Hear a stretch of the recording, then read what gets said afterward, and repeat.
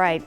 We are ready for our next story, and it is an unknown story of Western New York. We are just 2 weeks away now from Christmas, and we're looking back at the holiday 126 years ago and the story of a Buffalo newspaper publisher who spread Christmas hope with a simple letter. But as most Buffalo's Pete Galvin finds out in this unknown story of Western New York, this letter was from Santa. December 6, 1898 brought an unusual surprise for newspaper readers in Buffalo.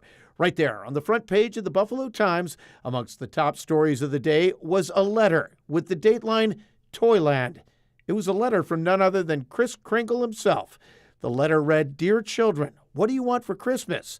I have filled the stores of Buffalo with Christmas goods of all sorts, and I'm waiting to hear from you." Norman Mack, the publisher, editor, owner of the Buffalo Times, would have either thought of this piece or agreed to one of his subordinates running this piece, soliciting letters from children, asking Santa for what they wanted.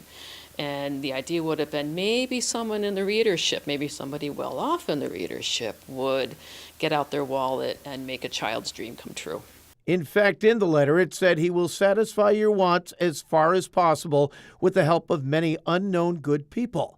The letter got immediate response, and 3 days later, in a small column on page 5, the paper began printing the letters to Santa, verbatim, complete with names and addresses.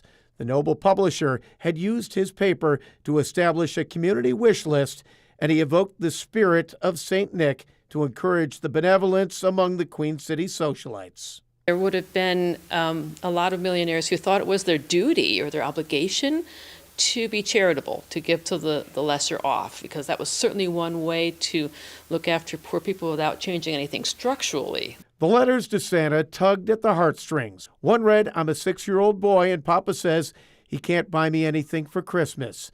Another asked for basics like stockings and a warm hat.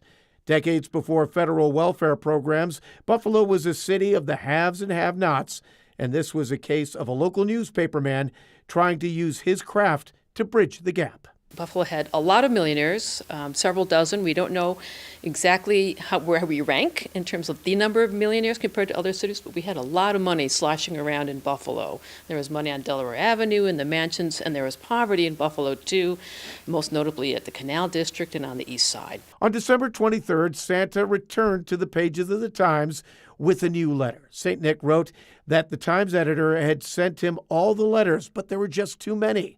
So, Santa wrote, I have asked him to help me out.